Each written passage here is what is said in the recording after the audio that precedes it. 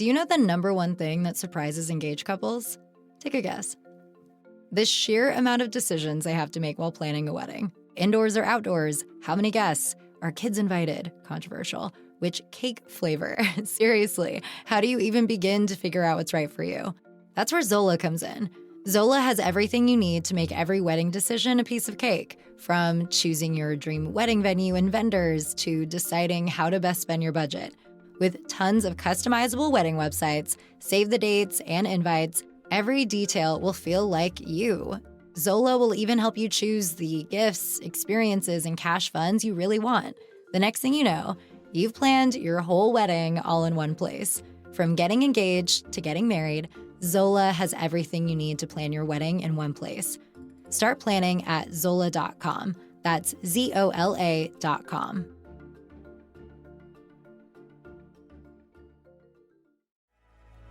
You are now listening to the Someone's Favorite Productions podcast network.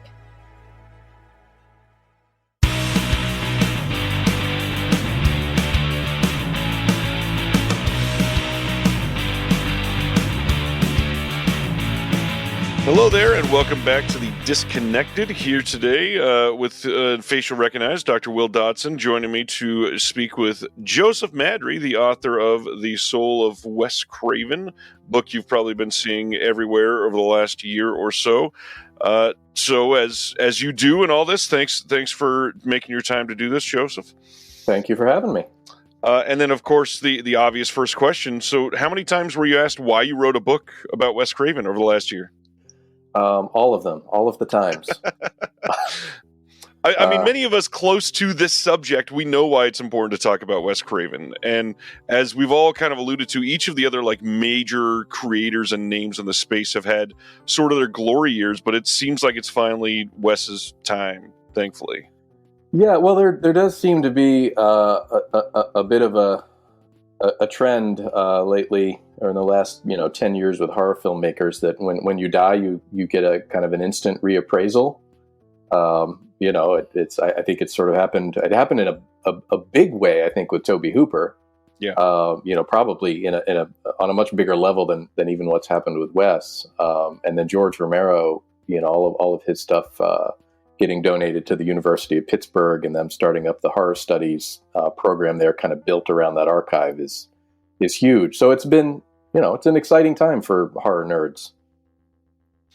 It kind of seems like it always is, but it's nice that we get these cycles at least. The book is incredible. I'm so glad to see somebody giving this type of love and attention. And obviously you have many reasons for writing about him, but I'm curious for you, was there an original draw that made you say, I feel personally attached because of this specific aspect? Yeah, I mean, the conversation. So I approached Wes in 2010, or maybe 2009, and it was actually for a documentary. He wasn't available for an interview for the documentary, so I kind of bluffed my way in and said, I want to write a book about you someday, because I still wanted to have the interview, and I was really fascinated with his work, and I think in a way kind of more fascinated with the stories that I'd heard about his upbringing and the things that he'd said about the connection between kind of his early childhood religious experience and family experience, and how that kind of inspired, and inspired may not be the right word, in an oblique sort of way, the films that he ended up making. And that was just something that I wanted to hear more about. And because I really didn't have a big agenda going into the interview that I did with him, I wasn't chasing sound bites for a documentary, and we didn't really even have to talk about horror movies. We ended up having a fairly personal conversation, which I think is why it was a good conversation. I think he wasn't used to people, coming in and asking about him anything other than the obvious, what made you make Last House on the Left, or how did you come up with the idea of Freddy Krueger, that kind of stuff. And so, I think I had just written a book about T.S. Eliot, and so this was kind of part of the resume that I brought to the table to convince him to do the interview. And he said, I studied Eliot when I was getting my master's degree at Johns Hopkins. And so, right off the bat, we were kind of talking about things other than horror films. And I think that was what made it a good conversation. And then I just waited too long to write the book. I was working with Lance Henriksen on some stuff, and I delayed, and somebody else put out a new book on Wes Craven, and I thought the ship had sailed until actually a few years after Wes had died, and I went back and listened to the recording of that interview and said, this was actually, there's a lot of stuff here that has not been in any of the books about Wes that I'm still really interested in. And I kind of gave myself the challenge of trying to track down some of the stuff that he talked about that he had been writing in high school and college, and track down some of the people that he talked about. And I was very surprised how much success I had with that. And it made me realize just nobody had gone down that road before. And I was fascinated by the things that I was reading and the people that I was meeting. So it just became a 4-year obsession that I really delved into on that level, because I'm not sure anybody else is going to. And I'm in sort of a unique position to just keep chasing this and try to put out a book that, that covers all this stuff that nobody else has really looked at with Wes. There's a point around the middle of the book in which, and I think this is from a previously published interview, perhaps not, if my memory is wrong, correct me, but Wes says at some point your life just becomes the work that you're doing. And the only time that's not true is at the beginning and the end. Yeah. And what you've done that nobody else has done in conducting these interviews, and especially going through archives that nobody else had gone through, which we'll get to specifically, is you fleshed out his youth and his teenage and early adult years, and the kind of self-reflection and relationship repair and building and a sort of new beginning in terms of his personal relationships, his personal life, in his later years. That was just amazing. Stuff that I'd never heard before, and I've read pretty much everything that had been published on him previously. In particular, you get into his early life, his relationship or lack of relationship with his father, and fraught relationship with his mother, leading to his time at Wheaton College, where he quickly became editor of the literary magazine, which was the origin of a particular pseudonym that we're going to get to a little bit later in this interview. And I'd like to jump right into the literary magazine and the type of persona he was getting into. You mentioned you wrote a book, actually 2 books on T.S. Eliot, which is one place you and Craven kind of intersected in terms of your literary interests. Can you talk a little bit about Craven, the college, English major, guitar player, poet? Yeah, I think, I think that the Wheaton College chapter is probably my favorite chapter in the book.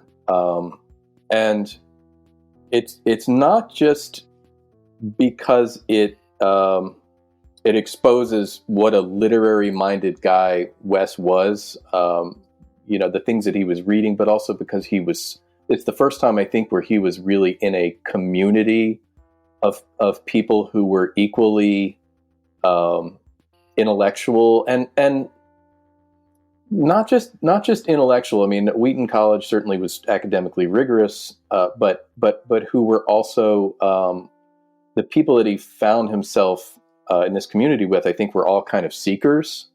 They all were coming from some kind of religious background, and then sort of having it,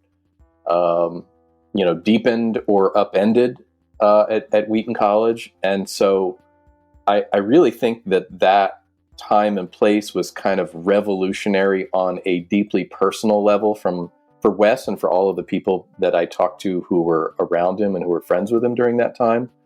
So I think just the,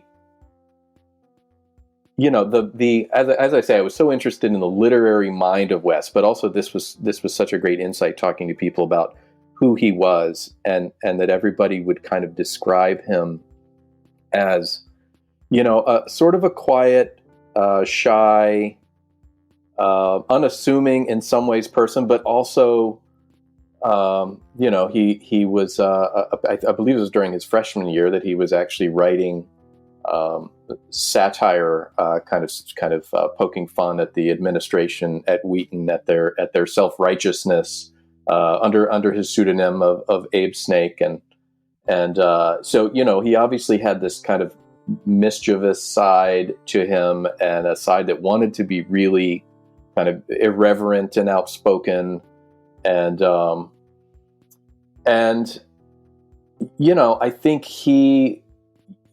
the part of him that gravitated towards satire and toward a kind of had kind of a dark sense of humor was the part of him that inside was really,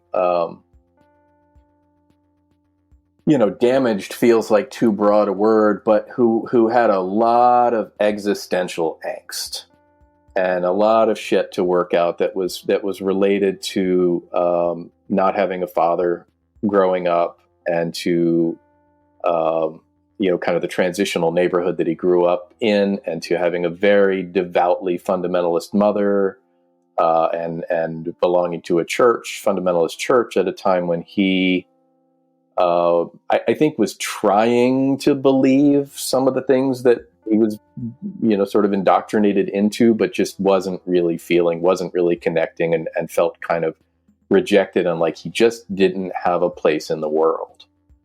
Just didn't know where he belonged, didn't know who he was, just felt like a freak, I think, on some level, as a lot of, future horror filmmakers and writers, that's a common thread. But I think the first time where he had a community of people who were outsiders, maybe not for the exact same reasons or in the exact same way that he was, but he found a community of outsiders. And I think that was where Wes Craven started to really become Wes Craven, as a human being, not the brand, and not necessarily a horror storyteller, but he, I think, developed a lot of confidence in himself and in these aspects of himself that up until then had seemed problematic or contradictory. And so I don't know. I've rambled now so much that I don't even remember what your initial question was. But that's just me talking about. I love that chapter because I do think that knowing what he went through at Wheaton and who he was at Wheaton informs every single story he told after that, and every film. I mean, I really think that was where he was kind of forged in the fire of Wheaton College, and had he not been, I don't think we would have gotten to any of the stuff that he did after that, because I don't think that he would have kind of solidified this sort of inner struggle that he had enough to be able to articulate it later. What's interesting with, comparing this to many of the other books that have come out on not even just like horror icons, but a lot of people in this industry, at least, they sort of gloss over those early years. They don't really get a lot of details that inform the later work, because I think a lot of the people that write these think most people are just interested in that later work. But well, to be fair, a lot of people are. I mean, I've seen some reviews online, and people go, "Well, it got boring, so I skipped to the first movie, and then it got interesting." I mean, that's but I think they're missing out. Yeah, I would agree. I'm not at all biased, but I think they're missing out. As somebody that really prides myself in interviewing, I'm very curious, because you did, upwards of like 100 interviews for this book, and you mentioned the amount of success that you were able to feel just in getting those interviews. What is your process like? As somebody that wants to be potentially a documentarian someday, I'd love to hear how you open up and build rapport with these people. Well, the smart ass answer is that I was pursuing these interviews in the early days of COVID, and everybody was sitting around bored at home with nothing to do. So and I'm sure that just getting people on the phone was easier because of that. Because I've been working actually in documentary television now for 25 years. I don't shy away from the cold call. When you're interested in knowing something, reach out. I love it when people reach out to me. You wrote a book on something I'm interested in, and people just pop up and ask you questions. I mean, I think most people are kind of receptive to that unless they in some way feel like they're being exploited somehow. Right.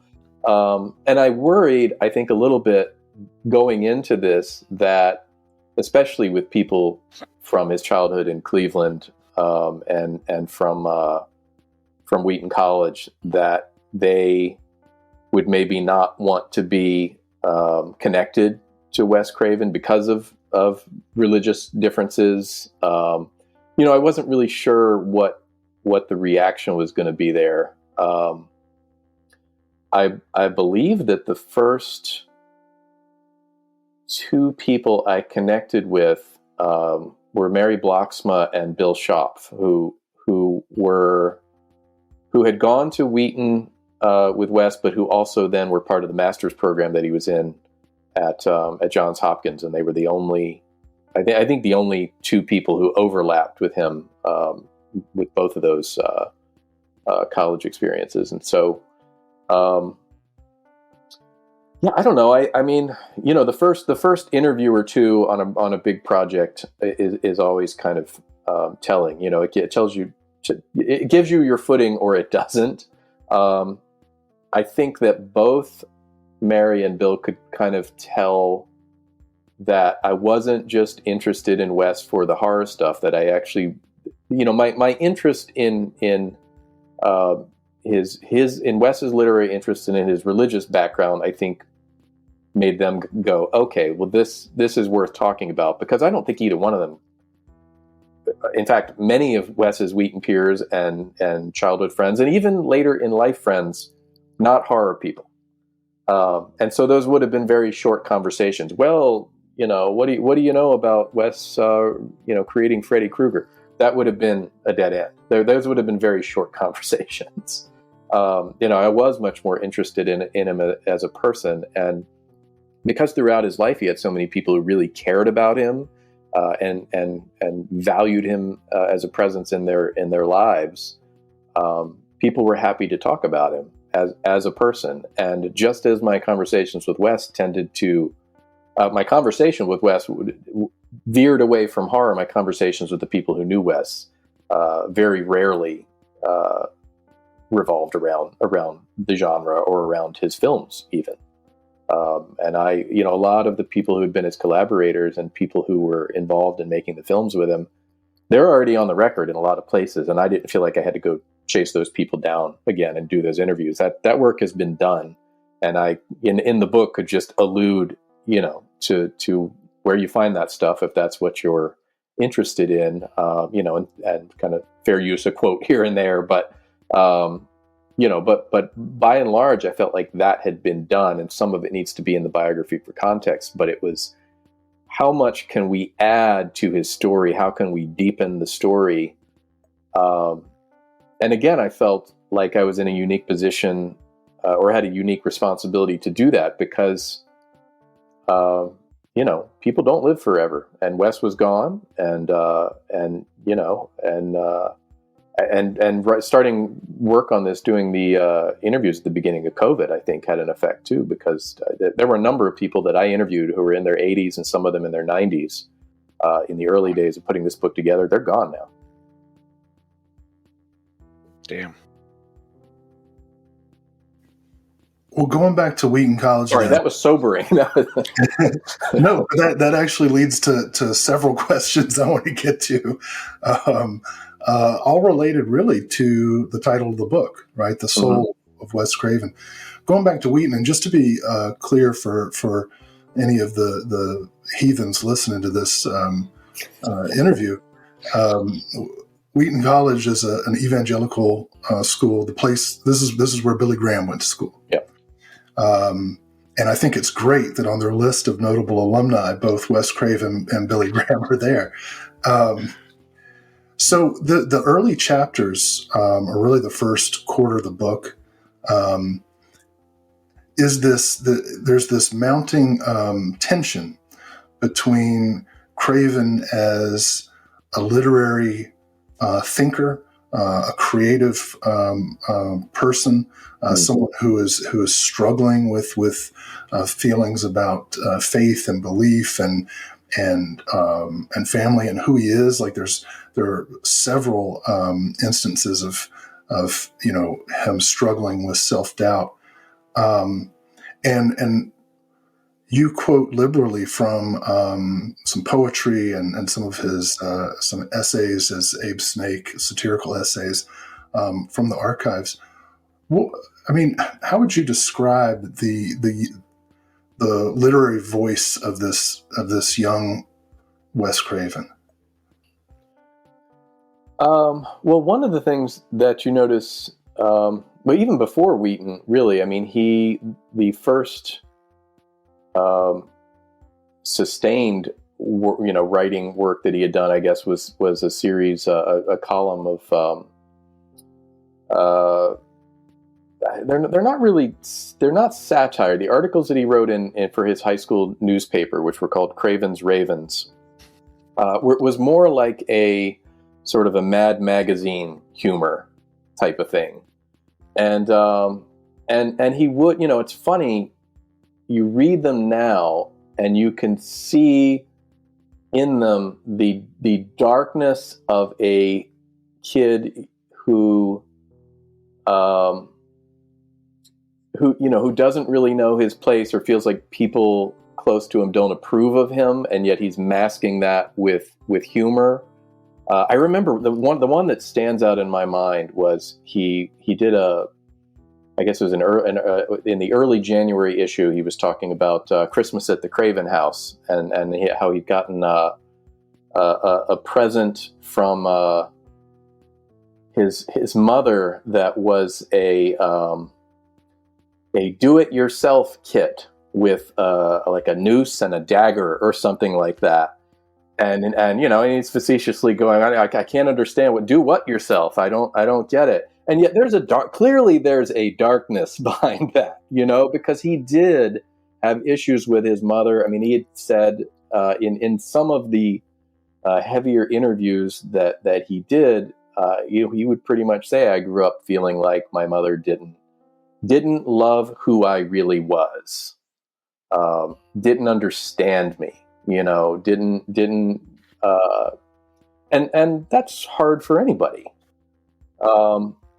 So I think the darkness masked by humor was always there. The Abe Snake persona, which I was really, I had done enough, internet searching to know about the Abe Snake, porn movie. And so I knew that pseudonym, and it was wild to connect it to some stuff he was doing at Wheaton College, at this evangelical college, was a bit of a wow. And it just happened because somebody I was talking to that I was interviewing who really wasn't close to Wes and really didn't have much to say. I don't even think he's quoted in the book by name, but he just said, yeah, I remember freshman year you'd post these things in the dining hall and poking fun at the administration, but he wouldn't sign his own name on them. He used some silly ass name like Abe Snake or something. My ears kind of perked up and wait, say that again? But they were never published. He would put them up. They were taken down immediately. The administration never, as far as I know, found out who was doing this. So he was still a bit of the kind of prankster and instigator, secret instigator, I think in the early, at least his freshman year at Wheaton. Something happened then where he suffered he suffered a paralysis. He had a virus that basically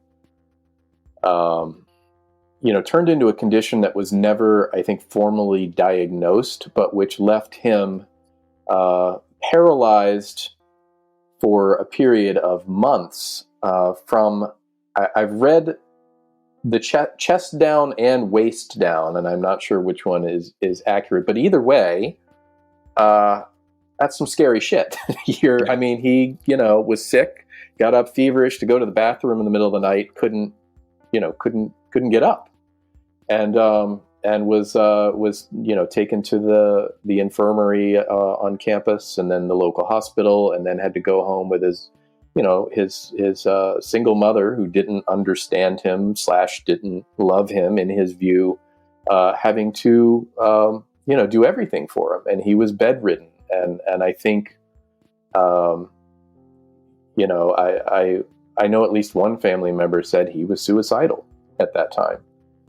And so he wrote for the literary magazine at Wheaton after that experience. And there is a change of tone, and there's also a bit of trying on different voices and different personas. There's a very melancholy poet version that he would sign these. What was it? What was his W.E. Craven, which I think was because he was reading T.S. Eliot and thought, oh, that's, if you're a poet, you use initials. That's my theory, anyway. And then he started, within a year or less than a year, he was writing short stories that were had a bit of a more of a kind of overt philosophical component to them. The poems were more sort of tone, I think, and then he decided that he was going to write kind of statement pieces, and those were under the name Wesley Craven, which was interesting to see that, because apparently he hated, his mother would call him Wesley, so he hated when people called him Wesley, because that was what his mother called him. And usually, I'm sure, when he was in trouble for something, that's when you use the full name. But that was the important, the self. I mean, I use my name, my full. I'm Joseph on my book, so I can talk. But then he had another pseudonym, Thomas Sparrow, and I think he did some shorter poetry, and he also did some kind of visual art, some watercolors, some photography, I think.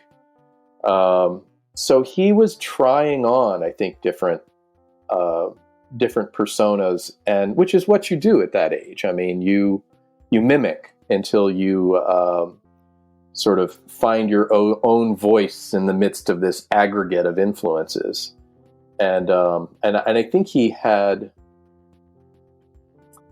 I think when he got to Johns Hopkins, which he did that first year after graduating from Wheaton.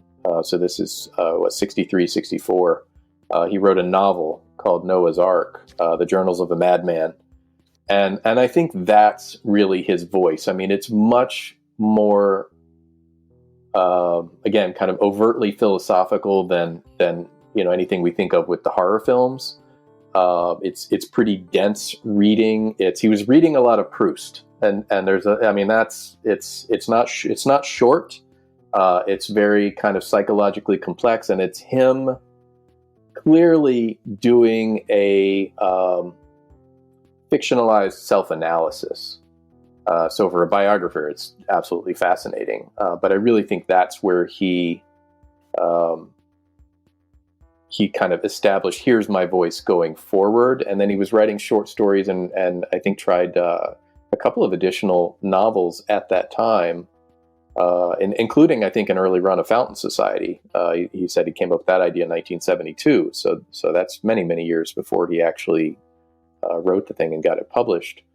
But I don't know if he took a pass at it, at writing it at that time or not. But he wanted to be a writer, just out of college. I mean, that's what he was going to be. He was teaching. He went into teaching college for a few years, and he was trying to get Noah's Ark published, trying to get short stories published, submitting them to different magazines. And it just wasn't happening. It turned out to be a dead end. Had he gotten any one of those things published, I think he probably would have doubled down and not found his way to cinema. Yeah, it was actually while teaching, right, that he got interested. Working with some of his students, he got interested in entering the film industry. Yeah, I think he was seeing a lot of films and kind of European art house films at the school where he was teaching, and he just went, "Wow, because he didn't grow up with film. I mean, the church that he was in, so that's the work of the devil. You're not allowed to see films, and he certainly didn't grow up on science fiction or horror films. And so he was a young teacher in his 20s before he really discovered cinema and it even thought about it as a medium that he could work in. Well, maybe then to fast forward a little bit, speaking of films being of the devil, his first two films. Yep. Right. So the story of Last House on the Left has been told, so yep. we won't linger on that. Although you actually, I think, offer some really interesting insights on the writing of that film.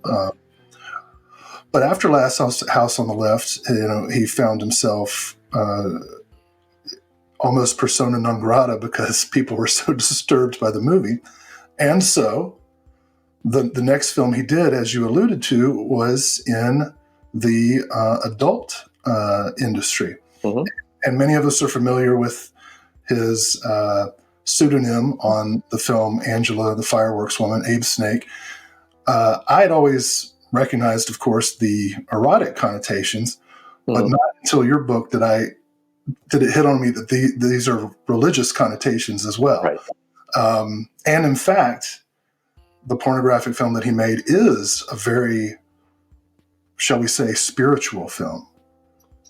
Yeah, which is strange, right? Don't you even feel kind of weird saying that? Yeah. yeah. Especially because I'm going to send the link to this to my mom. Yeah. Well, sorry, Mom. And that's not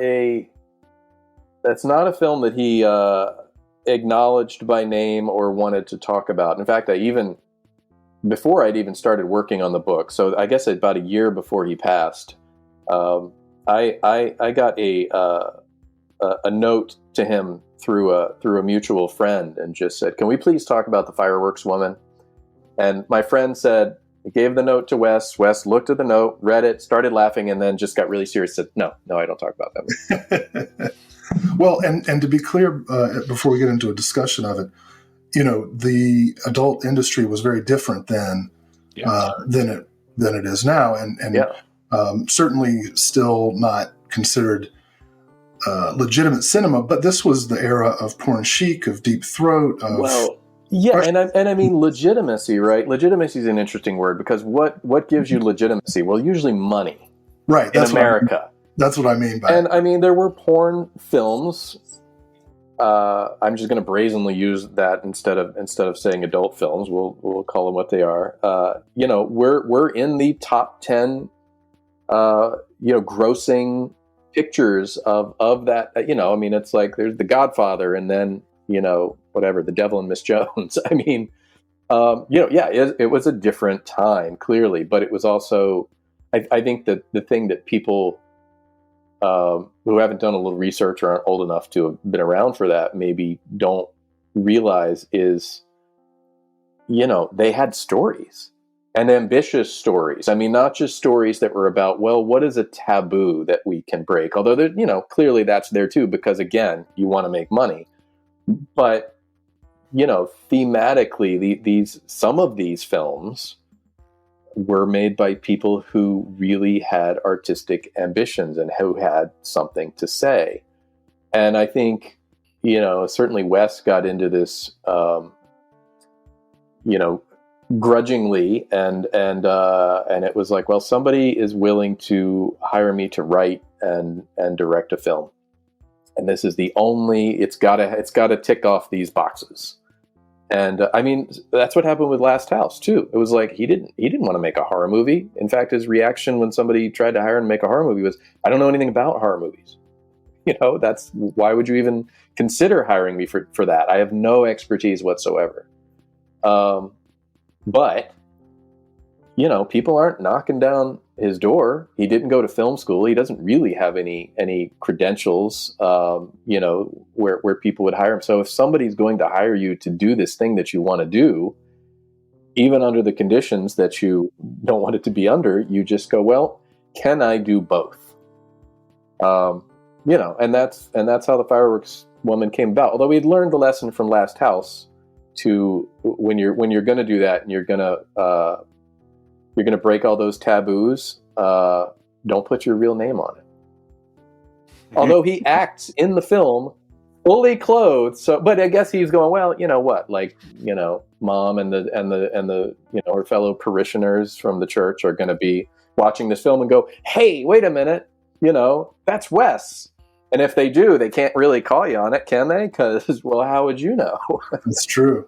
But yeah, he is unmistakably. He is the devil figure at the center of that story. Yeah, who's you know, who's doing that kind of prankster role in a way, in the sense that his character is the one kind of posing the questions of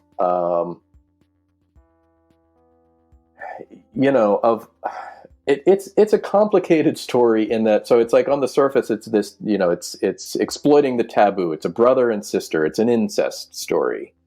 But beyond the idea of the taboo, there's this thing where it's like they seem to really love each other, and the sex scenes where the brother and the sister get together are shot through this gauzy filter with beautiful music, and there's almost a like vaguely religious quality to that, like he's and that's juxtaposed with some really ugly, nasty sex scenes in the film, where it's clear that the two people do not love or care about each other, and there's this contrast there, and it's almost like as the filmmaker and as this sort of devil character at the center of it, like he's you know, posing this question of, all right, you've got these two types of sex scenes in this film. We understand what's wrong with one type, but really, isn't the other one just something that we should be looking at going, yeah, that's pretty, you know, normal and beautiful, and they're in a loving relationship, and you know, I mean, I feel like he's making sort of a comment. I mean, granted, they're, you know, brother and sister, there is that, but you know, I feel like he's making you know, his own little comment there about sort of puritanical values, and yeah, I mean, that was you know, the era of porn chic. I mean, that's right there, waiting to be pounced on as an issue. So that's the question everybody was asking was, is there some kind of you know, is this evidence that we're as a culture not repressing as much and maybe becoming more open-minded, becoming more European, as it were, or are we becoming more debased as a culture, that you know, that porn is mainstream? Yeah, there is this really interesting tension between guilt and repression and hedonism and exploitation that I think recurs throughout his filmography. And, you know, it's interesting. This is one of two, right, of his films that have yet to be released in any physical format. So maybe this reappraisal will lead to some renewed interest in it. Yeah, I'm sure there must be a rights issue, because years ago there was some talk about I've forgotten who it was. One of the labels was going to put this out, and now I've completely forgot, because that was 10 years ago when I had that conversation, and I've completely blanked on who it was that was going to put it out. The only official release that I'm aware of was an Italian version, which actually used a different edit of the film than the one that is, on the internet for those who want to dare, who want to test their computers, antivirus software. Well, and as was contractually required in the era, there is an appearance by Jamie Gillis towards the end. So there are many reasons to. There's a big orgy scene at the end that's got pretty much everybody in it. Yeah.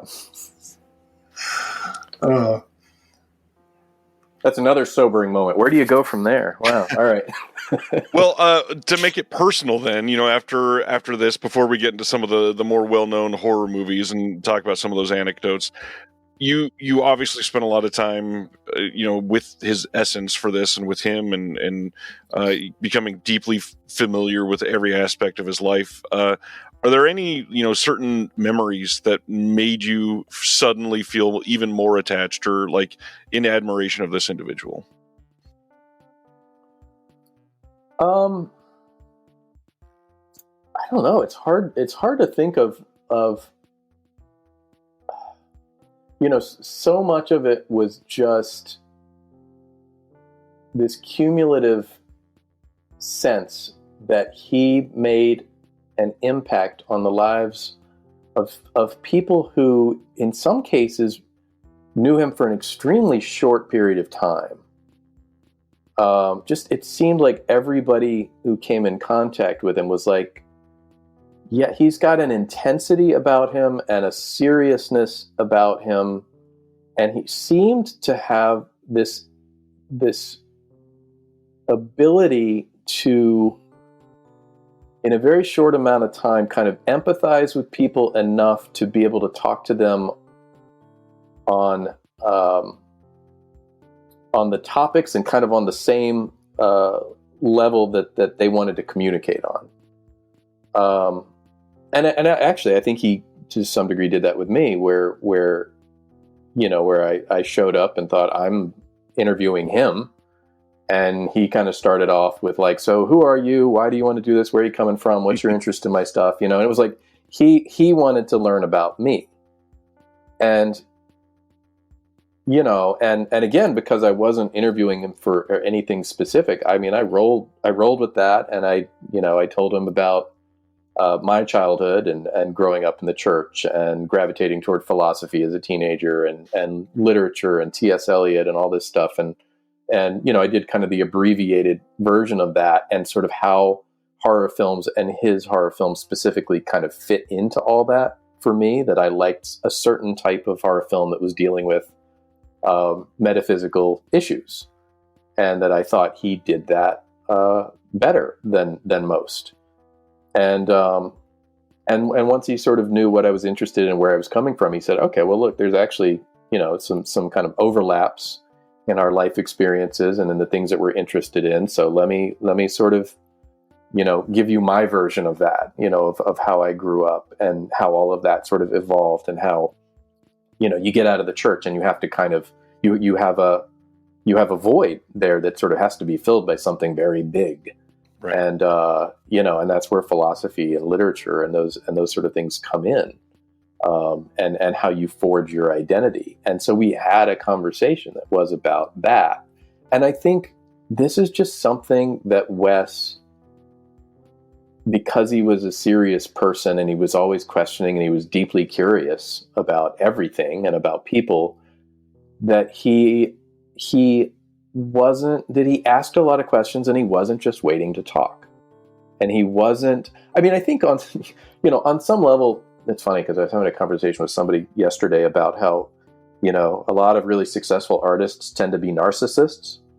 But I think, and I think that on some level, clearly his brand and, his legacy to some degree, and, obviously the work, what he was putting out into the world, all of that stuff was very important to him, but not for its own sake. I think he was really very conscious of, why am I putting this out into the world? And is it not just for me, but is it of some value to other people? Because if it's not, then maybe I just shouldn't be doing it.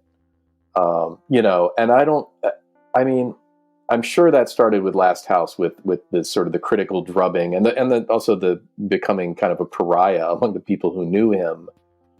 You start to go, the way he put it was, am I all of the things that my church warned me about? He was taking classes and working, with one mentor, I think in particular, with Clyde Kilby, and then Elliot Coleman at Hopkins, Clyde Kilby at Wheaton and Elliot Coleman at Hopkins, guys who were really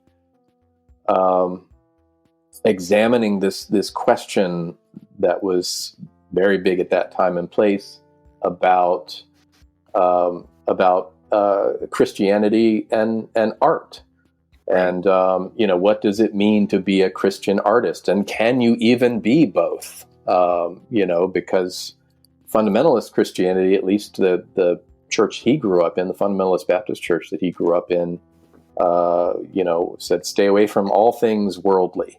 So, you stay away from cinema, you stay away from literature, you, to some degree, stay away from art. Because there's the heavenly and there's the worldly, and never the twain shall meet. Or if they do, you're going to hell. And I think that was baked into him from an early age. I mean, he said the big value of having grown up in the church for him was that it made him ask big questions. And he went through his whole life asking big questions. And he had this amazing ability to balance that with things that were very commercial, with something that could be exploited for money, something that was popular, something that a lot of people cared about, but that also had layers to it. I think that's what makes Wes unique. Well, and sticking with that, wrestling with spiritual matters. As I was reading the book, I did something that I had not done before. Which is as I came towards the end, I began in my mind comparing Craven's work to that of David Cronenberg, and it created a contrast that kind of locked in an interesting, to me, difference in their approaches. Right, Cronenberg is very scientific, biological, body, yeah. Right? And sites of trauma are physical. Yeah, and also atheistic. And atheistic, right? Yeah. I saw an interview with him, red carpet interview about the shroud, where someone asked him what happens when you die, and he just smiled and said nothing. and very comfortable with that. Yeah, I mean, it's spoken like a true existentialist. Yeah. But Craven, on the other hand, really did see this spiritual, psychological, whatever divide, and you see that in films like obviously Elm Street and Shocker and Serpent and the Rainbow and even Angel and the Fireworks Woman. This wrestling with questions of selfhood and faith and the intersection of the physical and the metaphysical. And it occurred to me that a person who is paralyzed for any amount of time is going to experience a mind-body divide in ways that others cannot. Even as we understand neurologically, our brain is distributed throughout our body. When our bodies stop working, but our minds continue to be able to imagine and project, we experience that so differently. And it seemed to me such a key anecdote in the book that resonated throughout the rest of his life, both professionally and spiritually, like the need to keep going, right? Never stop. And this questioning of the nature of who am I, and I don't know if I'm even leading into a question. It just seems like that was constantly the question he was asking, Yeah, you said so many things there that I should have been like keeping notes, because that actually sent my brain off in a few different directions. One is that he actually kind of wrote a short story at Wheaton that was about the mind-body divide. And it was, I'm blanking on the name of it right now, but it was basically about a guy who, it's like a dialogue between the brain and the body, or between the brain and the stomach specifically, that the guy's stomach is upset, and he ends up, the brain ends up kind of, going to, like, pours a big pitcher of boiling hot water down his throat as revenge on the stomach for acting up. And it's just like, that the brain would feel separate enough as an identity from the body to punish the body in that way. I mean, it was clearly something that the brain-body divide was something that he was thinking about and starting to kind of, put into his work. I think, unlike David Cronenberg, who's obviously known for body horror, I mean, I think you're right that Wes is more sort of spiritual horror. He definitely wasn't an atheist. Although I think he was really careful not to kind of ever try to codify what he was. I would sort of look at him and go, well, he's an agnostic. And I think that's partly because I'm an agnostic. I would also say, well, he's an agnostic who gravitates toward mysticism, very interested in mysticism. That might be because I'm an agnostic who gravitates toward mysticism. I'm not sure. Those are things that interest me in his work, kind of exploring them in that context. But he was clearly he was an environmentalist. He was very kind of devoted to nature as a real world expression of spirituality, or maybe what he thought that religion should be able to provide to people. So yeah, you covered a lot of ground there, and I have forgotten. There were three things, and the third one has now flown out of my brain. But you made some good points there, and I think. Well, I think they emerged from the book. These are things that I had not really thought of with regard to Craven before, and in fact, I wish you had published this about a year earlier while I was working on my own Wes Craven projects, because I would have incorporated it. Well, I loved your essay. I mean, that's how we met, right?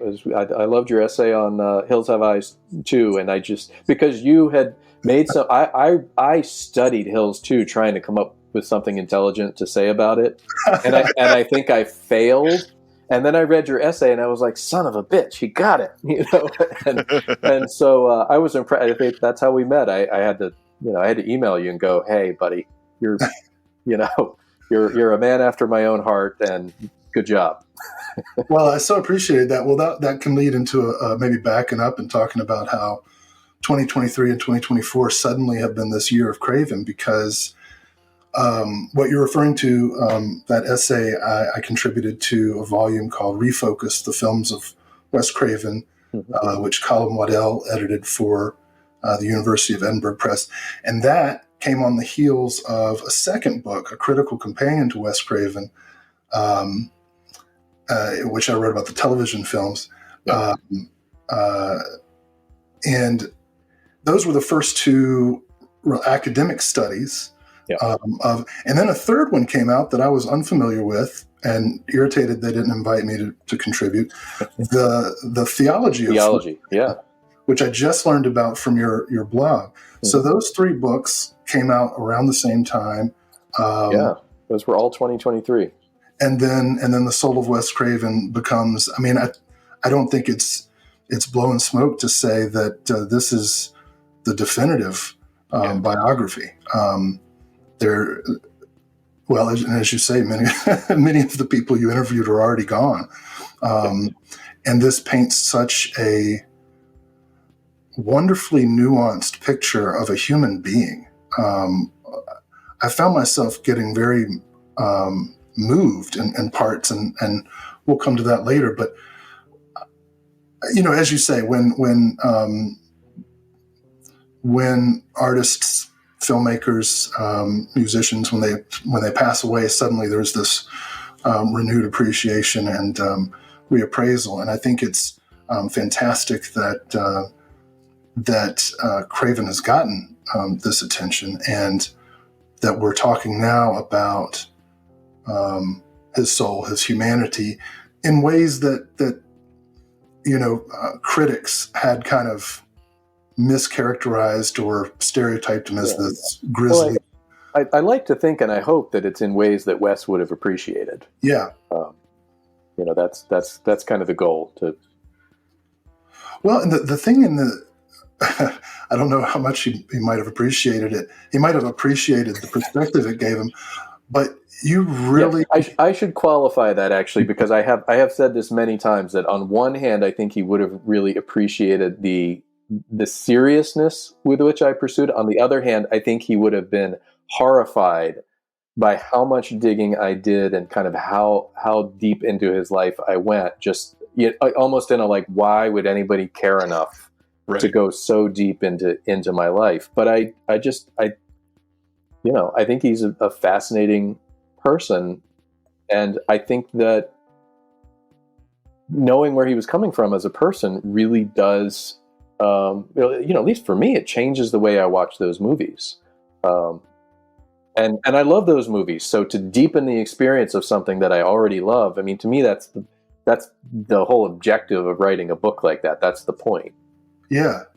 Well, family and trauma and revisiting trauma, I mean, those are themes people can pick out pretty easily. But I think where you really deepen it to, at times, heartbreaking depths, I guess, is when you get into his fraught feelings about his own father. And his father also grew up, fatherless. And then his own fatherhood, which he and his first wife divorced. His kids were raised with the mother while he was pursuing his career. His communication, in particular with his son Jonathan, could at times be very difficult. Yeah. And you have some wonderful interviews with Jonathan, with Jessica, anecdotes about Jonathan working with Wes on projects, but also these scenes here and there where Wes is struggling with his own feelings of guilt about himself as a father, and then finding himself unable to communicate. And it's well, he didn't, Wes didn't grow up with a father. Yeah. And, I remember his wife, Ia, saying, that he told her, when he had young kids, that he was reading books about how to be a father because he had nothing to draw on. And I think because he'd been, somewhat damaged by his childhood, he really was pretty busy, till halfway through his life, almost trying to figure out who he was and trying to kind of cope with what he felt like were his own shortcomings, with some pretty deep insecurities. I mean, with things like actually believing that you're damned. And you carry all of that, all of who you are into a marriage, and into parenthood. And do you know the number one thing that surprises engaged couples? Take a guess. The sheer amount of decisions they have to make while planning a wedding. Indoors or outdoors? How many guests? Are kids invited? Controversial. Which cake flavor? Seriously, how do you even begin to figure out what's right for you? That's where Zola comes in. Zola has everything you need to make every wedding decision a piece of cake, from choosing your dream wedding venue and vendors to deciding how to best spend your budget. With tons of customizable wedding websites, save the dates and invites, every detail will feel like you. Zola will even help you choose the gifts, experiences, and cash funds you really want. The next thing you know, you've planned your whole wedding all in one place. From getting engaged to getting married, Zola has everything you need to plan your wedding in one place. Start planning at Zola.com. That's ZOLA.com. How to have fun, anytime, anywhere. Step 1. Go to ChumbaCasino.com. ChumbaCasino.com. Got it. Step 2. Collect your welcome bonus. Come to Papa welcome bonus. Step 3. Play hundreds of casino-style games for free. That's a lot of games. All for free? Step 4. Unleash your excitement. Woohoo! Chumba Casino has been delivering thrills for over a decade. So claim your free welcome bonus now and live the Chumba life. Visit ChumbaCasino.com. VGW Group. No purchase necessary. Void where prohibited by law. See terms and conditions. 18+. You know, and of course, into your films, into your stories that you're telling, you know, all of that, you know, that inner life affects the things around you, and it's. I think he did have a really abiding sense of moral responsibility that was like not wanting to visit problems that he had, things that he was trying to work out on other people, you know, especially on your children. You especially don't want to visit that kind of stuff on your children. And I think there was a period in the 70s when his children were still pretty young, where he honestly felt like the best thing for the kids maybe is for me not to be in their lives at all, to not be exerting any kind of influence, because the negative is going to outweigh the positive. And he, you know, there's a whole chapter in the book about this, where he got involved with you know, basically a sex cult, you know, in New York that was exploiting that was like run by these psychologists who had this whole indoctrination thing built around the idea that parents fuck up their children, and the best thing you can do is basically have your children be raised by a community and have as little contact with them as possible. And he did not go all in on that group, because I think he was smart enough to realize pretty early on what was happening there. But he was in therapy his whole life, and he was in therapy to work out those issues when he was newly divorced and had very young children, and was kind of flailing. And then it turned out that his therapists were exploiting him, because they were part of a cult trying to indoctrinate him and take his money and take his kids. And I mean, you can't make this shit up, you know? That could have made a movie, but it might have been uncomfortably personal. I mean, you know, he almost he wrote a script for and almost directed Flowers in the Attic, and I think there, you know, that was, I think, a reason why that material, you know, he could have, and I think the reason he was kicked off of it ultimately was because he was going to go too dark with it. Yeah, well, and incidentally, since you bring up the unproduced Flowers in the Attic script, another thing that I found so useful, and useful is not even a strong enough word, exciting.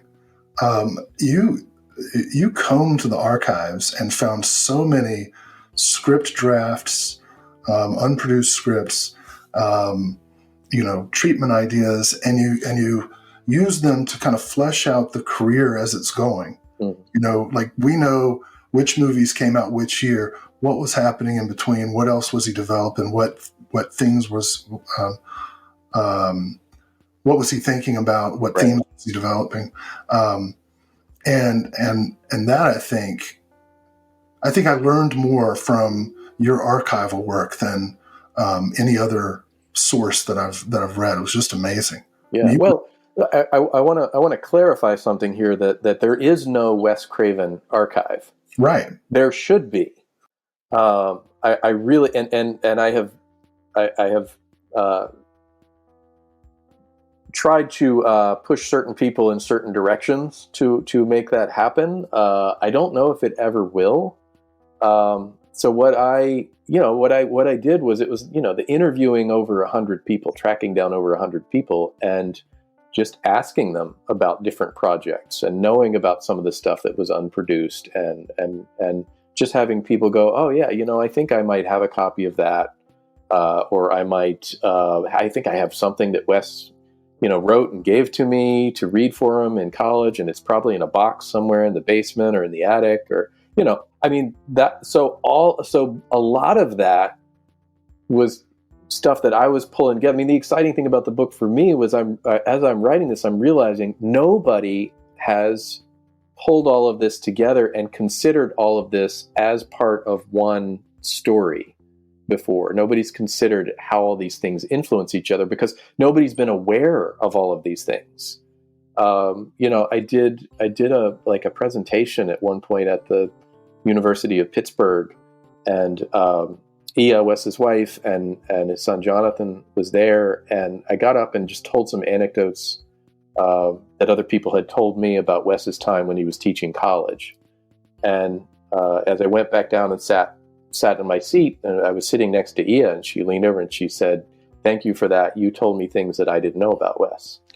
And I thought, my God, if she doesn't know, then I kind of feel like nobody knows. Right. And have I really taken such a deep dive that I know about things and am connecting things that people in his life who were close to him, didn't know about or hadn't connected. And I'm sure that in a lot of cases it's because the people who knew him as a person weren't analyzing his work for the most part, with a few exceptions. I mean, I think he actually had one assistant who was super smart, who was, putting things together in a really meaningful way and then kind of giving that back to Wes. But for the most part, people came and went from his life, and they were there for a period of time, but there was no perspective on his life that spans the entire story. His life, it's very natural to kind of break it into chapters because it's, in a different place at a different time with a different group of people. And some lives are like that and some are not, but his was really fragmented. And I think it's, without a book like this, it's been kind of impossible to see the whole and to see the depth of some of what he did, just because a lot of that stuff wasn't and still isn't available, and there really had not been opportunities to pull it all together in that way. So, I mean, I hope that one day, the same way that there's the George Romero archive, I hope that one day there is a Wes Craven archive, because then people can do this. And I do not want this book to be the last word on Wes Craven. We can't top that, so I guess that's done. I mean, that would make me feel really shitty about having done it in a way, because this should be the launch point. I mean, this should be the thing that starts conversations like this, where somebody says, well, let's get on a podcast, let's get on a phone call, because I read the book and there's a few things that were interesting to me that I want to talk more about. It should prompt dialogues, not end dialogues. But it is hard, to have a dialogue, when most people just don't have access to these materials.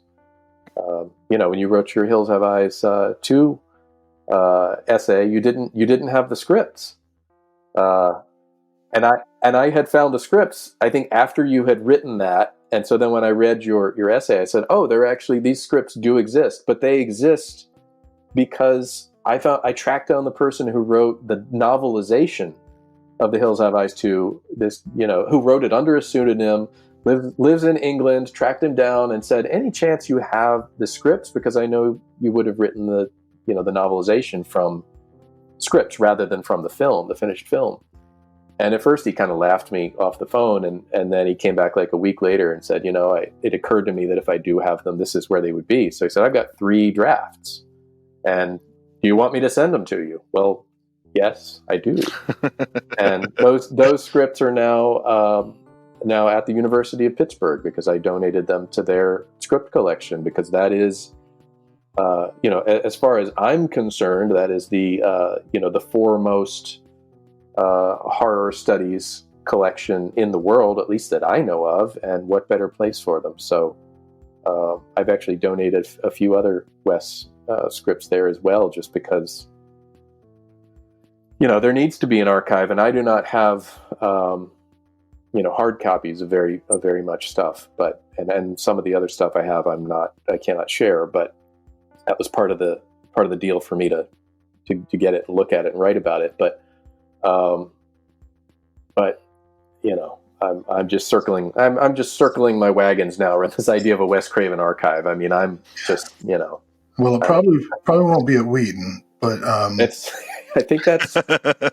Although I have to say that there was an archivist at Wheaton who was a big help to me, a guy named Keith Call, and just like reaching out to Wheaton alums and wondering how they're going to feel about talking about Wes Craven. I thought, well, this is reaching out to the archivist at Wheaton. They probably are not into celebrating their connection to Wes Craven, so I'm probably not going to get very far. But Keith Call was amazing. Unfortunately, he's not there anymore. But I think Wes would have been horrified, by the idea of his stuff ending up at Wheaton. But they do have a pretty impressive archive because they have a lot of the Inklings stuff. I mean, they have all Tolkien stuff and C.S. Lewis and Dorothy Sayers and Charles Williams and it is a world-class archive, and that's the kind of place where Wes's stuff should be. Just I don't think he had any warm fuzzies about Wheaton, so. Well, maybe at Clarkson where he taught. Somebody can make a donation. Yeah, well, I was thinking Hopkins. They have his Johns Hopkins. Has an impressive archive. They have his the Noah's Ark novel, the manuscript of that, because he did it when he was there. Or the Harry Ransom Center actually has the script for The Fireworks Woman. So believe it or not, there was a script, and what's really crazy about it, it's at the Harry Ransom Center in the Norman Mailer papers.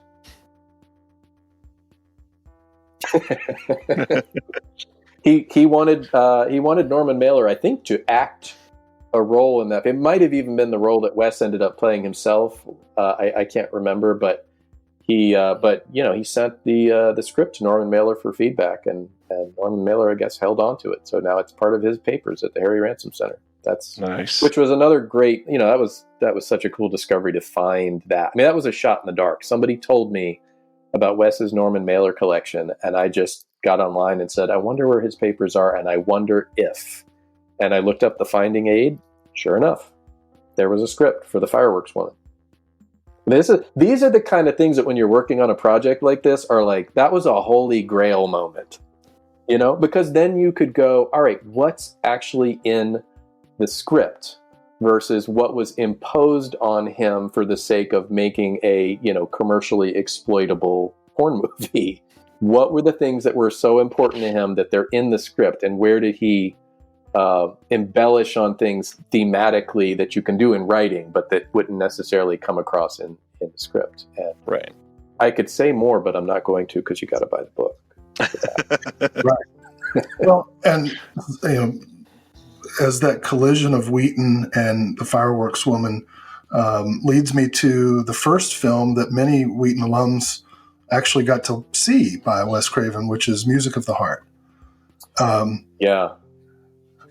A lot of horror fans at best ignore Music of the Heart. I encourage people to revisit it because it is truly a Wes Craven movie.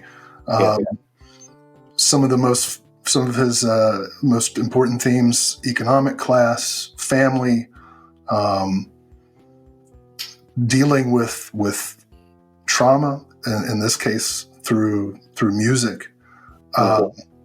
So this film, there were some new insights that came to it, primarily in casting, some things I didn't know about, which I really... the Madonna stuff was new to you? Yeah. What I really wish I could have tracked down, and I didn't pursue it too hard, so maybe someone else out there will. Someone with an in with Meryl Streep. Apparently Wes... Yeah, so he was doing Music of the Heart for the Weinstein, so it basically promised him a non-horror movie if he agreed to direct Scream 2. and or was it Scream 3? I can't remember. But he got to do this movie, but they imposed on him Madonna for the lead role, and I think he was not keen on Madonna in that role, but he wasn't. I don't think he was protesting. The thing was moving forward, but at a certain point, Wes's idea of the character and Madonna's ideas for the character just were night and day, and he had to say, "Look, it's not going to work," and that basically killed the movie. And I think they were fairly close to. I think they were in pre-production, and he thought it was dead, and he just made a Hail Mary pass where he wrote a long letter to Meryl Streep, very personal letter that was, probably a version of his life story, saying, "Listen, I've been trying to do this my whole life, and music was something that I think was one of the things that kind of kept him sane at the moments in his life when he really worried for his sanity, and just a foundation, for him." And he, I'm sure put a lot of that in the letter. And I imagine that that's probably what convinced Meryl Streep to say, "This is such a heartfelt letter. I can't say no to this guy." All she's really said about it, when people bring it up, is, "Yeah, I'm a big pushover. And, it was a sweet letter and I fell for it." And, kind of, but I would love to see the letter that convinced Meryl Streep to do the movie. But I have not seen that. It's funny, you mentioning that, the Wheaton crowd finally had a Wes movie that they could watch. I met and did an interview, actually did an in-person interview with Wes's childhood best friend, this guy, Brom Bilton, who I tracked down for the book. And he and Wes were born days apart. And Bromley's mother used to watch Wes as a baby. So these were two best friends growing up who'd grown up in the same, crib, the same playpen, I was talking to him and he, I asked him if he'd ever seen any of Wes's movies, and he said, no, it's not, the horror. I can't do those movies. I'm not interested. And I said, well, what about Music of the Heart? And he didn't know about it.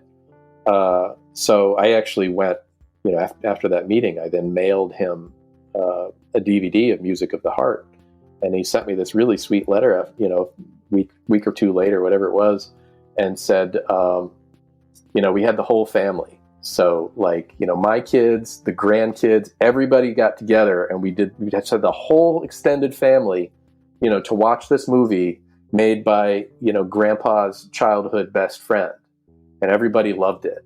And I just thought, Wes would have loved that. A few minutes ago, you were talking about how Wes probably didn't realize, a lot of the impacts that he made, and would feel humbled by why somebody looking into me so much. Do you, and this might be a personal question, do you realize still what you've done for Wes? Are you able to grapple with the fact that you are delivering this to so many people that are so enamored with this creative individual? I mean, mostly what I worry about is how many people are actually, reading it and discovering it. I feel really good about having done it. I can look at it in a completely selfish way and just go, I got so much out of doing this. Yeah. I got to spend, 4 years in Wes's head, communing with Wes in a, I lived in California for 15 years, so I can get a little woo-woo and say I felt like I was spiritually communing with Wes.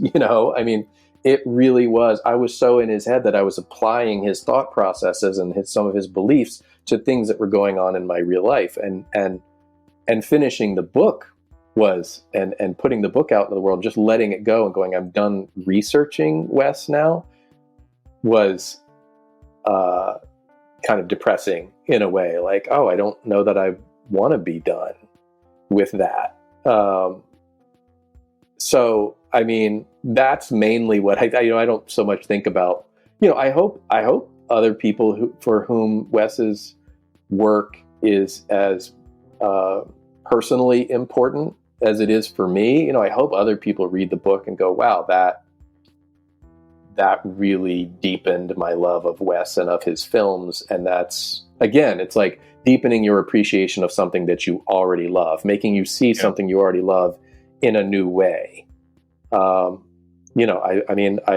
hope that it's doing that. There is always that thing, you put a book out into the world and you go, I don't know. I mean, short of the few people who take the time to kind of reach out and say, thank you for that, here's what that meant to me, which most people don't do for a book like this. You don't really know. You put it out there and you go, hey, I feel really good about that. And if nothing else, that meant the world to me. And I do think, from everything that I know about Wes now, I think he would have been happy with the book, even as it gets into some things that are maybe, less palatable, that he'd maybe kind of go, I don't necessarily not everybody needs to know that. We don't need to put that out there. But I think he also,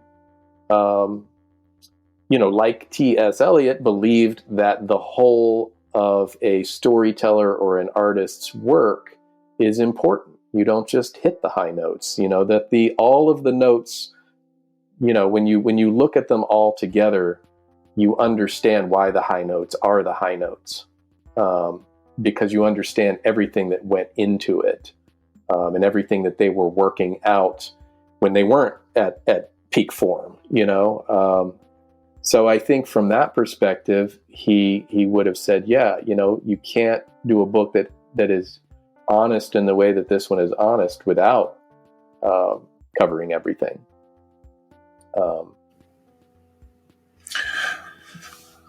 Well, speaking of covering everything, there's one project that, and I actually want to come back to the sentiment that you're expressing here in a bit, but this is probably the only chance I'll get to talk to anyone about the Fountain Society. From Noah's, he always wanted to publish a novel from Noah's Ark on, and as you said, he had the idea for Fountain Society, as early as the 70s. Yeah, 72. I find that it is in keeping with his, kind of relentless examination of economic class, in particular, the kind of middle class and upper middle class, sort of social divide. You see it in Chiller, you see it in People Under the Stairs, you even see it in the Scream films, I think, and certainly Nightmare on Elm Street. But Fountain Society takes it to a new level as a kind of biomedical sci-fi thriller about cloning that, and I'll shut up as soon as I say that, seems extremely prescient in the fact that right now, the tech bros of Silicon Valley are investing billions of dollars into immortality research. Right? Yeah. Yeah. I mean, I think so. I've read Fountain Society a few times, and I've never really loved it. And I think that for as much as I want to say that it's a shame that Wes was never allowed to do his own thing and kind of break away from his brand and tell other types of stories, that I come to Fountain Society going, all right, let's get a Wes Craven story. And then I read it and I go, this is really more like a Michael Crichton story. And that it's not, there's no real element of the supernatural in it. There are spiritual qualities to it.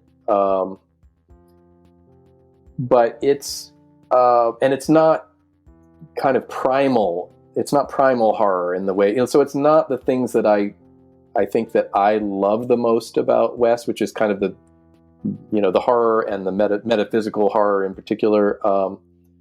But I mean, I just reread it, and there's so many little things, little details that are Wes. And I think, when you talk about the themes, when you talk about immortality, kind of an obsession with immortality, that was a theme. One of Wes's friends, somebody who knew him actually in the early 70s when he claimed he came up with this idea, was it a friend? It might have even been Bonnie, his first wife, who said that Wes, with all seriousness, made this claim that he was going to be the first person who lived forever. He was going to be the exception to the rule.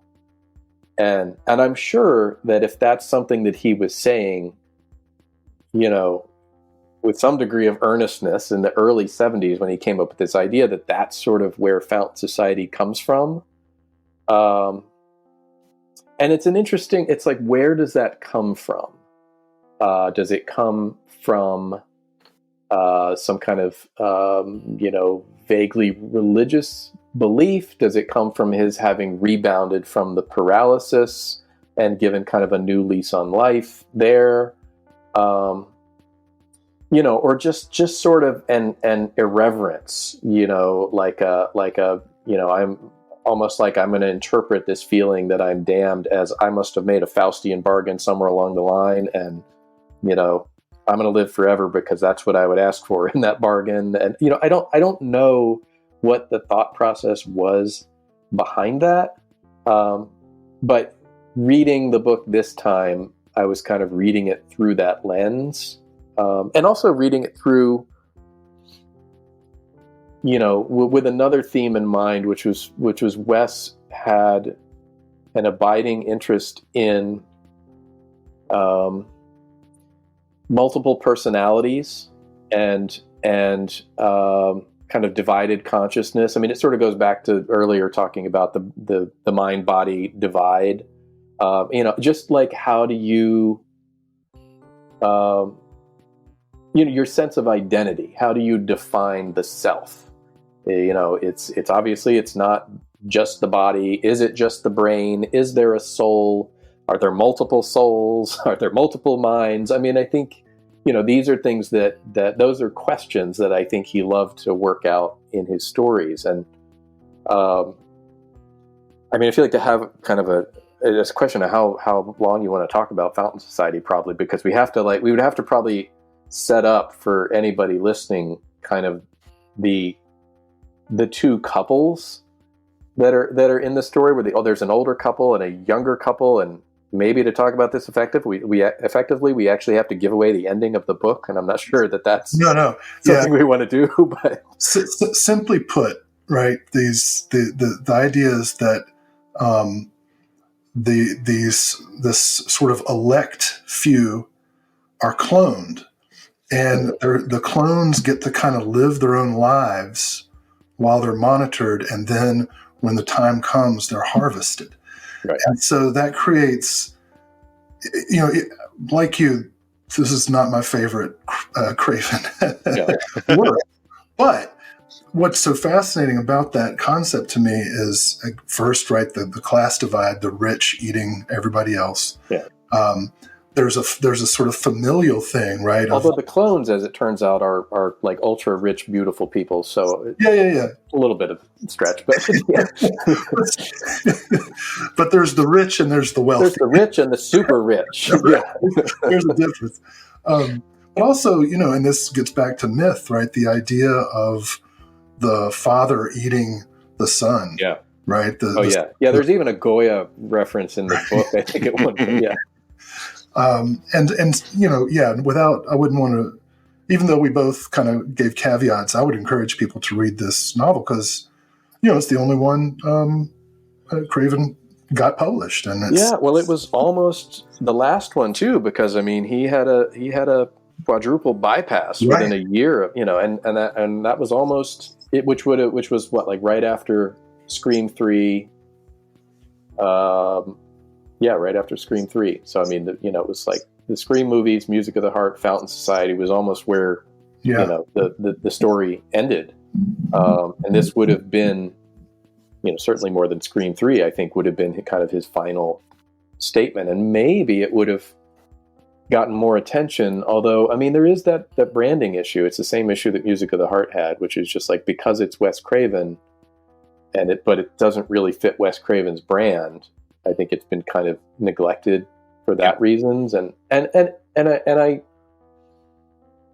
you know, the thing that I really love about this book actually is the ending and where it goes, because it turns out to be a really surprising romance. It turns out to almost kind of be a story about belief in soulmates. And that's really cool. And I didn't, you know, the first time I read it, I didn't see that coming. The second time it was like, oh my God, there were so many clues. How the hell did I miss this? I think that's the Fireworks Woman connection too. That soulmate thing. Yeah. Well, yeah. I mean, yeah, that's like soulmates with complications. Yeah. Yeah. Yeah. You know, and then the other thing I noticed, you know, the setting, the sort of Wes, the naturalist, the environmentalist. I'm sure that the setting, which is what, it's like an island off Puerto Rico, Vieques Island, I think, and so I looked that up as I was reading the book, but I'd never heard of it before, and they have a big wildlife sanctuary there, and I went, oh, I'm sure Wes went and you know, did the bird watching thing there, because I know he traveled all over the world and went to a lot of different places for bird watching. I mean, that was his big passion, and you know, the you know, the final line, and it's really a subtle thing. And if it weren't written by Wes Craven, I might not have even kind of keyed in on it. Just this, you know, that island gets kind of reclaimed by nature, because man has sort of been run off with his crazy Frankenstein experiments at the end of the book. And I just went, yeah, there is a, you know, that is Wes. I mean, having kind of more faith in nature, or more love for nature than for man's crazy experiments and moral failures. And yeah, I just, you know,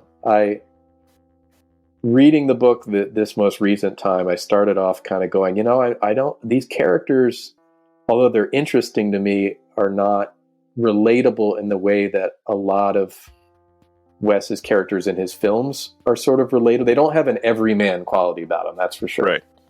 But they are very interesting. They are very complex. But by the end, because of the way the story goes, I really like them, and I really like where he took it. So yeah, I feel I hold the book in much higher regard after the recent reread than I had in the past. So thanks for prompting that.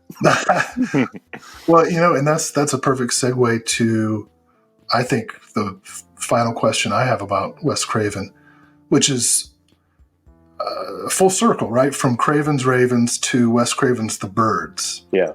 Right? The newspaper, or not newspaper column, but the magazine column he wrote for the Martha Vineyard Gazette, I think. The Vineyard Gazette. I don't want to say in his dotage, because he wasn't. He was still actively producing and trying to put together projects. Yeah. But he wrote this 8-part. Is that right? 8-part. Yeah. Well, he was sick in the midst of. I think not at the beginning. He actually had 2 different bouts with cancer, and it looked like he had won the first round, I think, at the time he started The Birds, and then I don't remember how many installments he actually wrote after. You know, basically once he knew he was terminal. I know that the very last one he wrote knowing full well that he had, you know, at most months to live, and as it turned out, I think weeks. Mm. And these are, you know, you can Google these. Yep. You can find all 8 installments, and they're very strange and funny and disturbing in places, and very much recall the early columns and that he was writing. That they quote from in the in his early days. So it's, I guess, morbidly beautiful in a way that that's a good descriptor. It's hard for me to read them without kind of seeing, Wes had kind of a perpetual smirk on his face, and I just you can read that smirk into every one of these. Yeah, something I really loved about the idea of him as an artist, the smirk. Yeah. That was important to I commissioned the cover art from Bill Sienkiewicz, and that was, I wanted that. I didn't want a Freddy glove. I didn't want, anything hokey. I said, I wanted the dark eyes because he's a horror guy and there's got to be some darkness in it. But the smirk was always there. And any picture you look at it, of him it's like this thing of, I know I'm the master of horror, but I can't take myself that seriously. Just that, bouncing back and forth. That's great. And the font gives you a hint of a slash, right? On the cover, on the title. It's a little Ralph Steadman quality to it. Yeah. But the painting, it's gorgeous. I love it. Yeah. And I have to say, Jonathan Craven contributed an afterword. Yeah. And I'm not going to say a word about it, except it is very rare that I cry when I read anything. But a tear came to my eye at the end of this. That was the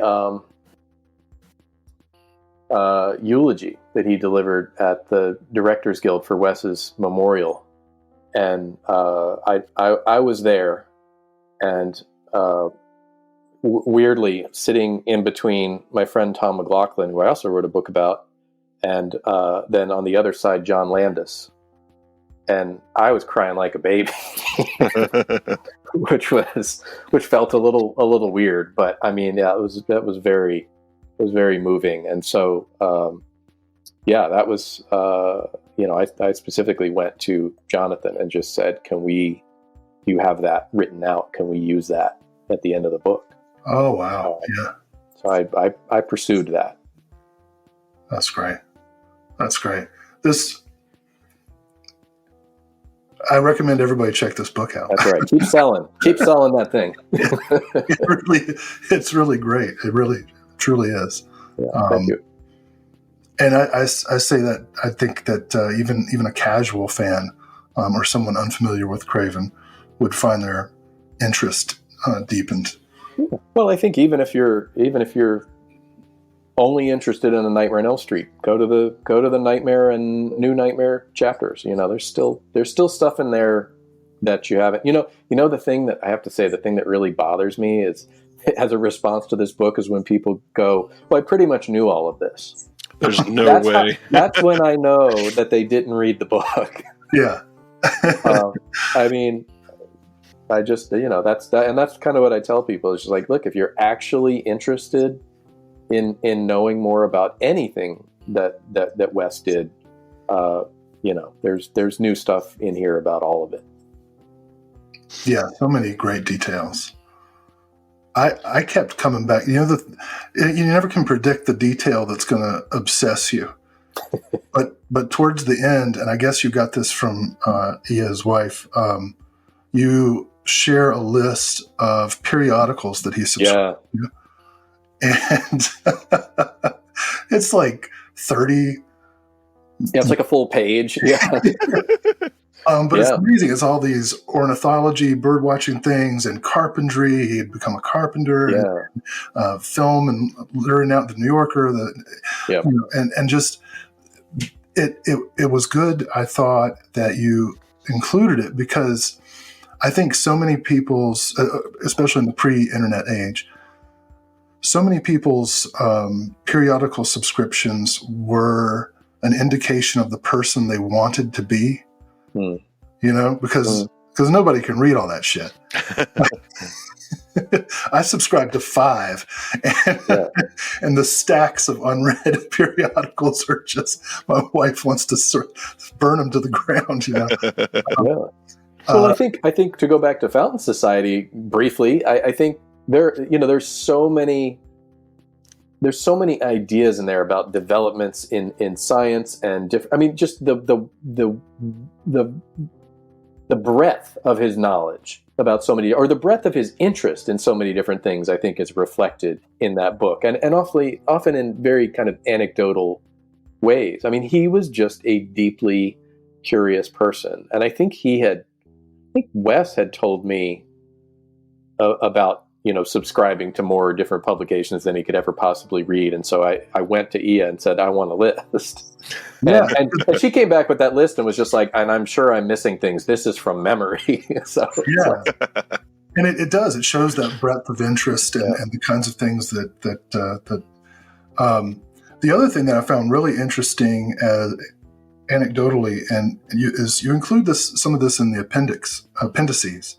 Mm-hmm. Two really important things in the appendices is you share a list of music that Craven found really important. And it struck me that it suddenly made sense. He wasn't really a rock and roll guy.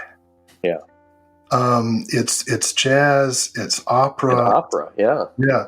Classical, a lot of classical. Yep. Right. Totally makes sense given his upbringing that he would gravitate towards this stuff, and a beautiful selection.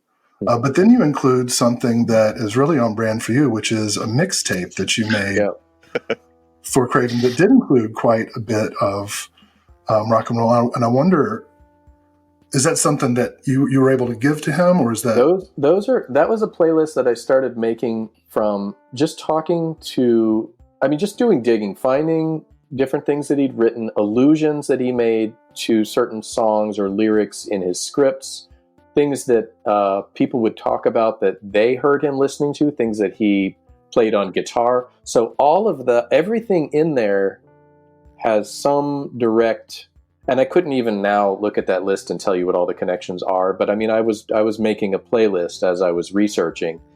And so all of those songs, even though it's my mixtape for Wes, all of them have a specific relationship to his life. Maybe not something that he would have picked, but something that somebody close to him picked that they associated with him. One of the, it's funny because as you asked earlier, what were the big, moments in the course of doing this that meant a lot to you, or that were these big aha moments. And I only kind of remember them as you're prompting them, because there's so many. But I remember when I interviewed Jessica Craven, and we talked for a while, and at a certain point, somehow we got on the subject of mixtapes, because as you say, that's on brand for me. It all comes back to that at some point. And she said, "Yeah, I have all these mixtapes that my dad made me, in the early '90s." And I can't remember. I think there's a track list for one of them in the appendix. Maybe the four punch mix that he made a mixtape for Jessica that was like a tribute to the family dog that had just passed away. This dog that he loved, and it starts with just the most melancholy. But she. Keith Jarrett piece, yeah. Yeah. And she loaned me that mixtape. I mean, I drove over to her house, and she gave me this like shoebox of like some tapes and some letters and stuff, and I mean, I was just like, Wes Craven made mixtapes. Knew there was a reason I loved that guy. And it was a good mix. I mean, I think Jessica didn't have anything you could play a cassette anymore. So I transferred it to a digital file, and then, used Shazam to make make a list of the songs, and turned it into a Spotify list and sent it to her, and then put it in the book, because I mean, if you're a Wes Craven fan, you can go queue up the Wes Craven Spotify list. That's cool, right? Best way to get to know someone is to get a mixtape. There you go. And on that note, to share some Joe Maddrey love, I got to share that a few years ago, fell deeply in love with analog love that you were able to be a writer of. And as somebody that grew up with mixtapes myself and discovering music where there are certain tracks that are not related to others at all, but you always envision that track playing after a certain track because it's a tape you played, thousands of times. Yep. The documentary Analog Love has been a major impact on me, so thank you for that. Yeah. Oh, that. I mean, again, I'll just be selfish and say that did a lot for me too. I mean, that really kind of reinvigorated my enthusiasm for music, and it did it at a time that had sort of long-lasting effects because it was right after my daughter was born, and she's now about to turn 11, and she's a singer, and music is just the most important thing in the world. I mean, she would say that without hesitation, that music is that is her stronghold. And a lot of I remember we'd done an interview. My buddy Rob, who directed that, had done an interview. What's her name? The lead singer of Morningwood, Chantal Claret, and I kind of went, oh yeah, I sort of vaguely remember, remember that band and that. So that Morningwood song. What is the now I'm blanking on the song, but that became my daughter's first favorite song. Like because I was doing that documentary and putting together mixtapes, Nth Degree was the song, and she just, that's like the first thing I can picture my little, like however old she, 1 or 2, bopping her head around, I guess it wasn't 1. There was no head bopping at that age, but not intentionally anyway. I still make a playlist, every month. My daughter and I trade music, and that doing that project, when I did it, actually became sort of part of our dynamic. And I had not done much with mixtapes or thought about mixtapes that much in the, at least 10 years probably before that. Right. So yeah, that was important for me too, to kind of come back around to that. So thank you. I'm glad you've discovered that. Very, very, very early on, yeah. And I've shared it with many people. In fact, I bought a couple extra copies to give away to people because I still do that too, yeah. That meaningful, yeah. Yeah. Well, you have conversations with people, just, are you into mixtapes? And, yep. And sometimes you'll just get a flat no, but you never just get a simple yes. You get an essay. You get an essay answer to that question. So. Well, listen, I intended on asking about 30 more questions, but I know we're getting close to the time. It's 2024, right? The Soul of Wes Craven. It's the 40th anniversary of Nightmare on Elm Street, 28th anniversary of Scream, and the 20th anniversary of Joe Maddrey's first book, Nightmares in Red, White, and Blue, which that makes me feel old. Started out, I want to mention this, as a college professor, this book started out as an independent study project in college review. As somebody who has conducted about 100 independent studies over my career, I tell them every single time, this is your chance to write or produce anything you want. You can take it anywhere you want.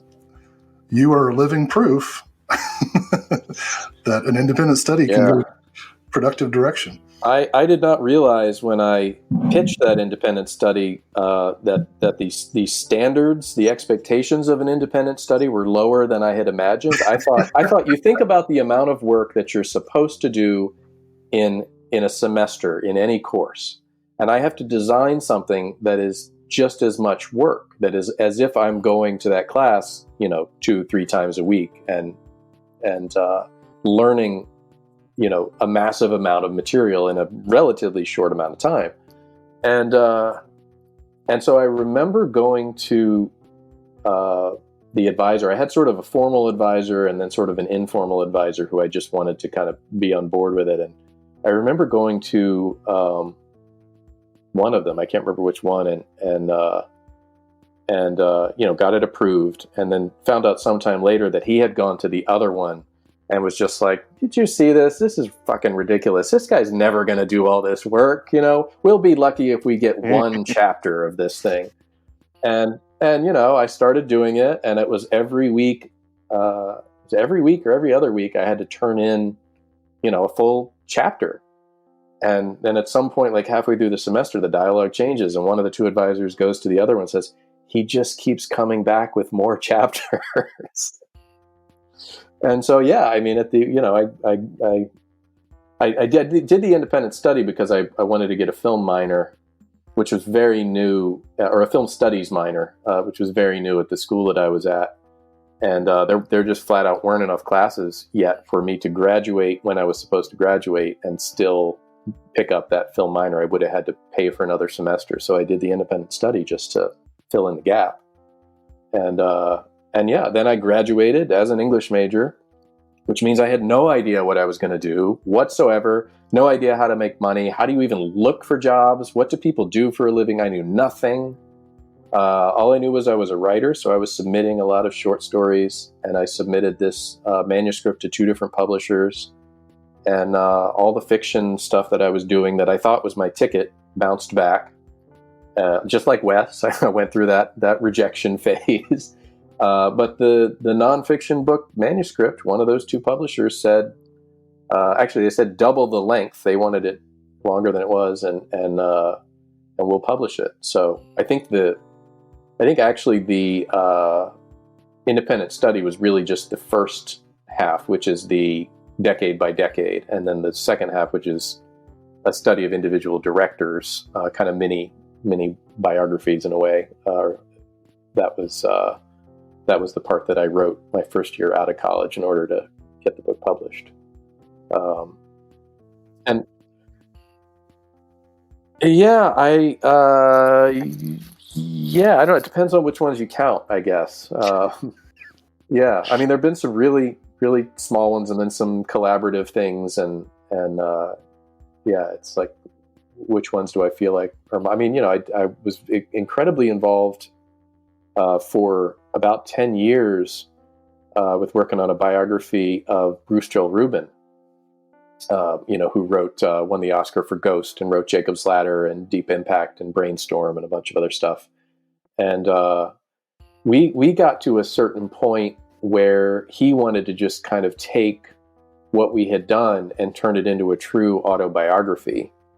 And, because there were things that I didn't even know to ask about. And he wanted to take it and put it, I had written it, I won't say I had written it in his voice. I mean, it came entirely from interviews that I had done with him, interviews he'd done elsewhere. And so it was a little bit choppy as a result. But he just said, I want to go through and edit this whole thing, give it a more consistent voice. And I want to add, I mean, he doubled the length of that book, just adding things that I would have never known to even ask him about. And that was published earlier this year too. So it's called It's Only a Movie. And I have here, let's flash that while we're doing this shameless self-promotion. That's Bruce's book, and it's a damn good book, and I feel close to that, even though, my name is not on it, but that's okay.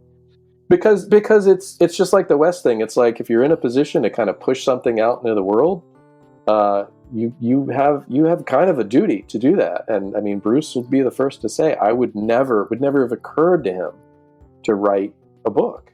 So he but he's really happy that he did, and I'm really happy that it's out in the world. So yeah, this is what I do. I'm gonna keep doing it until I guess until my brain fails me. I don't know, brain or body or soul, who knows? Something will fail me eventually. That's where this story ends for all of us, right? Well, that's the thing, right? We keep bringing things into the world one way or another. Trying. That's it. That's all it is.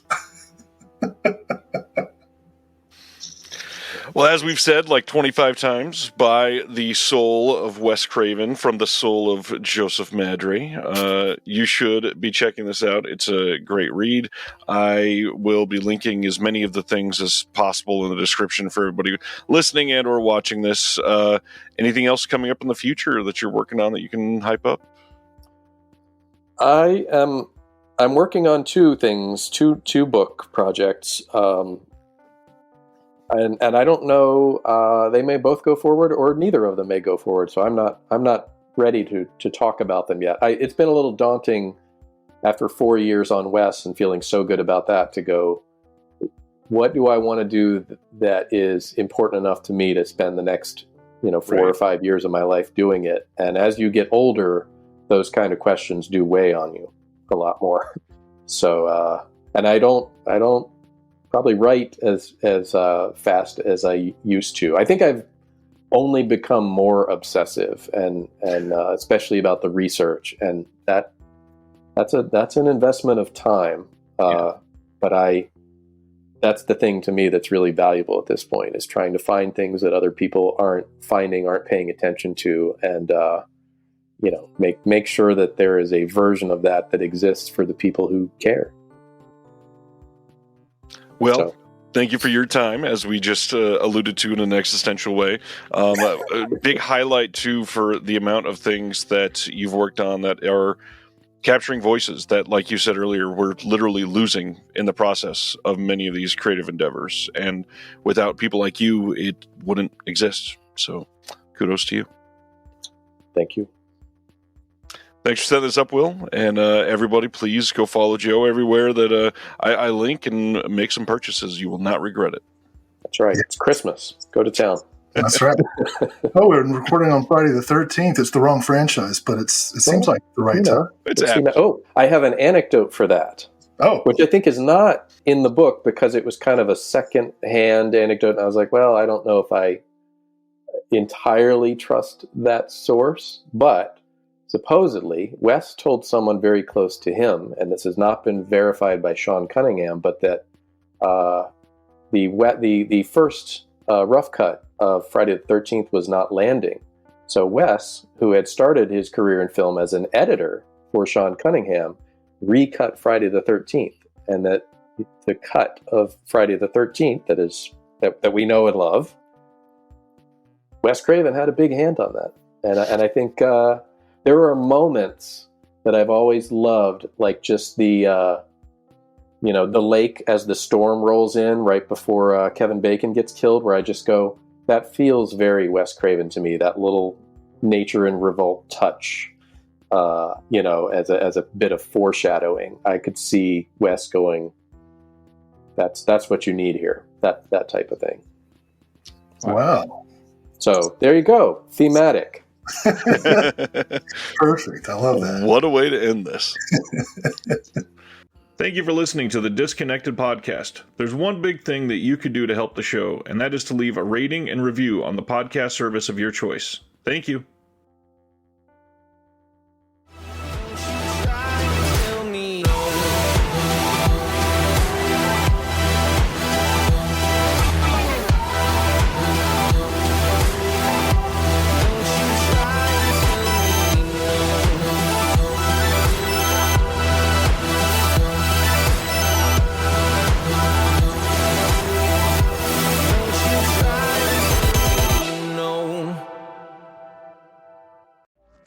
Hey, this is Jason Kleberg from the Force 5 podcast, a show that forces a guest to come up with a movie-themed top 5 list topic, and then we reveal our picks on air. Top 5 heist films, top 5 tearjerkers, top 5 movie dogs. Every show you'll be asking yourself, what would be on my list? Guests include directors, screenwriters, actors, podcasters, musicians, authors, and even a professional wrestler. Subscribe to the Force 5 podcast, and you won't just be a listener, you'll be a list nerd. The Force 5 podcast, available wherever you're listening now.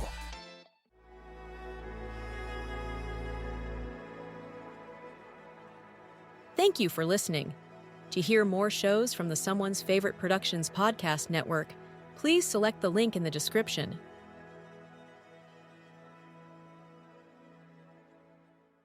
It is Ryan here, and I have a question for you. What do you do when you win?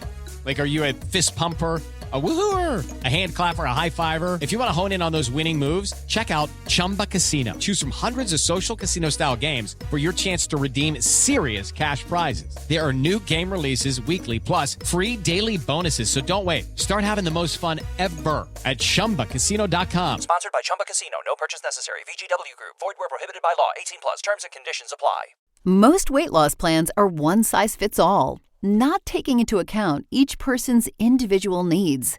Noom is here to change that. Noom Weight uses psychology. That's why they say losing weight starts with your brain. But it also takes into account your unique biological factors, which also affect weight loss success. The program helps you understand the science behind your eating choices and why you have cravings. Everyone's journey is different, so your daily lessons are personalized to you and your goals. One of the great things about Noom is that it's nourishing instead of restrictive. They focus on progress instead of perfection. You don't have to give up carbs, or anything for that matter. Have cravings? Food FOMO? Noom can help you lose weight while still enjoying your favorite foods. To date, Noom has helped more than 5.2 million people lose weight. Stay focused on what's important to you with Noom's psychology and biology-based approach. Sign up for your trial today at Noom.com. That's Noom.com.